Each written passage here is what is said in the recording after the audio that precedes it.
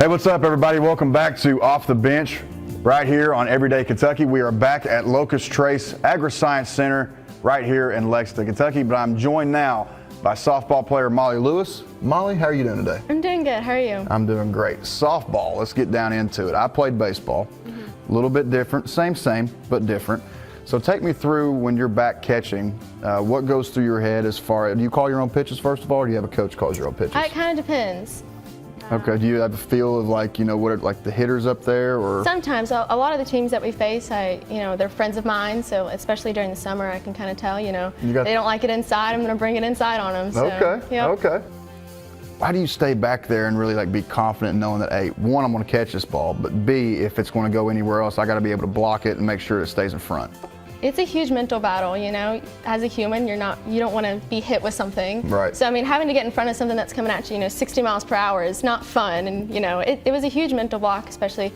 I didn't start off catching. That was not my main goal. But when I went to high school, we had, I think 12 pitchers and 3 catchers. And, I wanted to be on the field, so I made the switch. And so it was a huge battle, especially later in life, to figure out on what I needed to do to be a catcher. But, when the pitch is coming at you, you're thinking about everything all at once, but also absolutely nothing because you don't want to get in your head. So it's a huge mental battle. You got to stay clear, and it can't be too high, can't be too low, to stay clear. Things you do outside of softball are actually pretty cool. You're a member of the FFA. Yes. And so take me through what you do with them and, what the FFA means to you.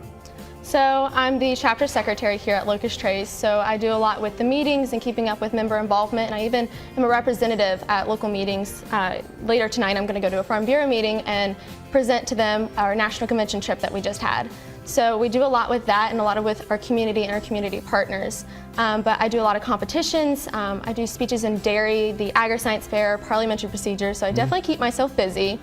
But FFA, it's a family. No matter how many hard situations I've gone through in my life, I can confidently say that I can come here with my best friends and my best teachers and know that I'm heard and I'm loved, and it's a great community.